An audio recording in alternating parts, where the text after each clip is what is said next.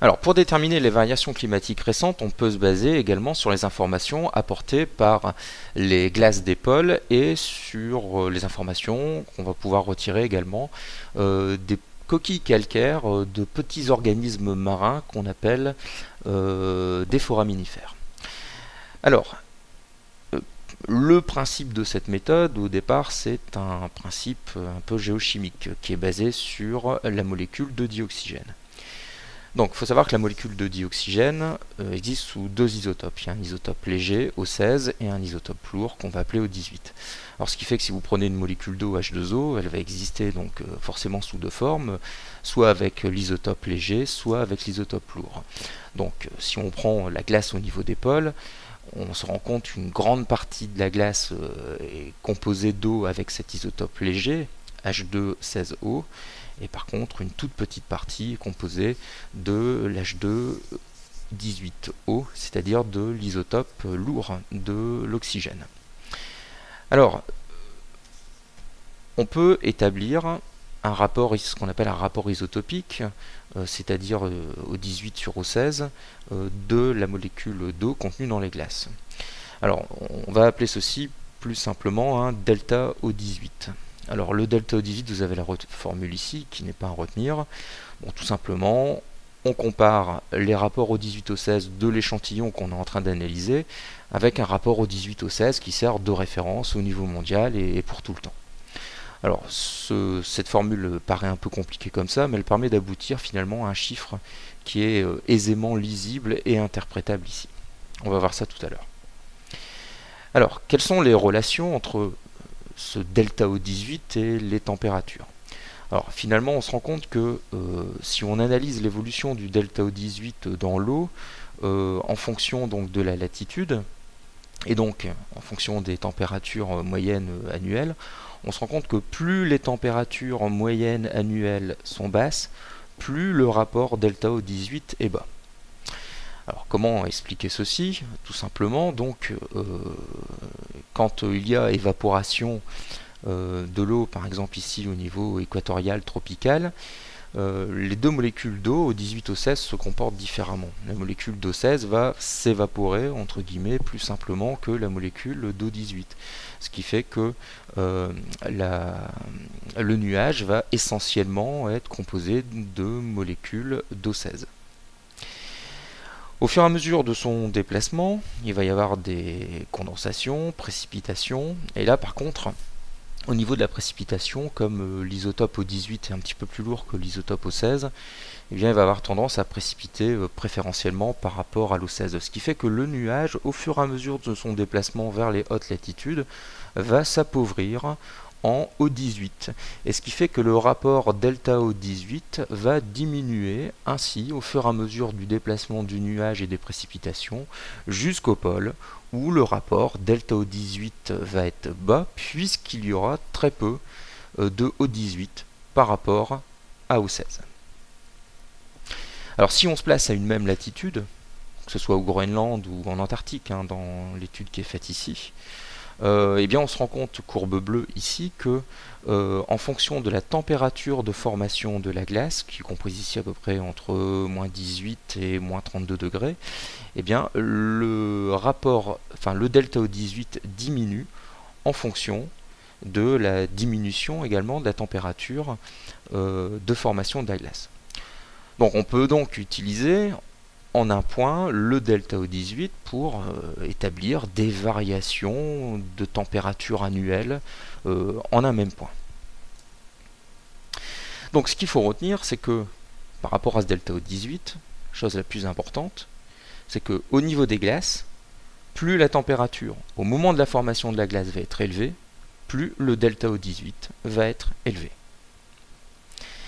Alors, comment est-ce qu'en climatologie on va pouvoir utiliser ceci? Alors on va essayer d'expliquer ça simplement avec l'étude d'une période froide qu'on va appeler période glaciaire et l'étude d'une période chaude qui va être période interglaciaire. C'est là que je vais reparler un tout petit peu de mes coquilles calcaires des foraminifères marins.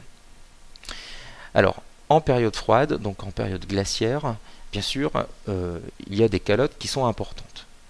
Alors, je vais passer sur tout le détail ici de ce qui se passe au niveau des caractéristiques de l'évaporation. Je vais m'intéresser simplement ici au niveau de cette glace. Eh bien, cette glace, comme on l'a déjà dit tout à l'heure, va être très fortement enrichie en eau qui va contenir de l'isotope léger O16, qui est ici représenté, les molécules d'eau, par les petites boules rouges.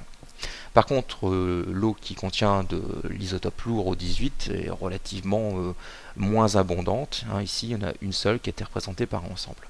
Donc le delta O18, ici, des glaces en période froide, va être très bas. Alors bien sûr, ici, on a de la glace qui contient beaucoup d'O16. Et cette O16 a été prélevée à l'océan. Donc, finalement, on l'a vu, au fur et à mesure des précipitations, l'eau 18 est en gros retournée à l'océan, donc que ce soit en période froide ou en période chaude, la quantité d'eau 18 ne varie pas trop dans l'océan, mais par contre ici, en période froide, il y a beaucoup moins d'eau 16 relativement à l'eau 18 dans l'océan, puisque une grande partie de l'eau 16 est au niveau des pôles. Donc, si au niveau des pôles, le delta O18 est bas, si on analyse le delta O18 entre guillemets de l'eau ici, il va être élevé. Et comme les organismes marins planctoniques ici, pour fabriquer leurs coquilles calcaires, vont utiliser en partie l'oxygène, la molécule d'oxygène qui est contenue dans cette eau, si on fait l'analyse du delta O18 des coquilles calcaires de ces foraminifères, eh bien ce delta O18 en période froide va être élevé, contrairement à celui des glaces. Si on se place en période chaude, période interglaciaire, même raisonnement. Sauf qu'ici, donc en période interglaciaire, les calottes glaciaires sont très fines. Ce qui veut donc dire qu'une grande partie des calottes a fondu et une grande partie de l'eau 16 qui était piégée au niveau des calottes retourne à l'océan. Donc, il y a donc relativement moins d'eau 16 par rapport à l'eau 18 au niveau des calottes. Le delta O18 va être plus élevé. Et par contre, au niveau des océans, eh bien, on a ici le contraire, c'est-à-dire que un enrichissement relatif de l'océan en O16, ce qui veut donc dire que le delta O18 des océans en période chaude va être bas. Donc,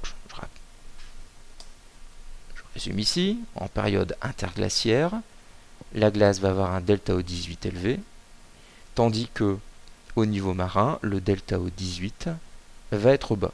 Ce qui fait que les foraminifères ici, pour fabriquer leurs coquilles, vont avoir à leur disposition une plus grande quantité d'eau 16 et donc vont avoir, si on fait une analyse du delta O18 des coquilles des foraminifères en période chaude, eh bien ce delta O18 va être bas.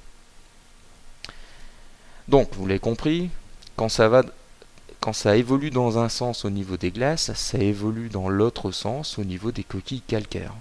Donc, période froide, le delta O18 des glaces est bas, le delta O18 des coquilles calcaires est élevé. En période chaude ou interglaciaire, le delta O18 des glaces est élevé, tandis que le delta O18 des coquilles calcaires est bas. C'est l'idée principale qu'il faut retenir.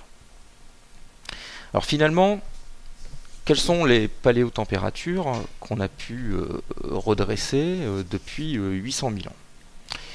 Eh bien, il faut savoir que la majorité des études se font aux endroits où la glace est présente en permanence, c'est-à-dire soit au niveau de l'Arctique ou au niveau de l'Antarctique.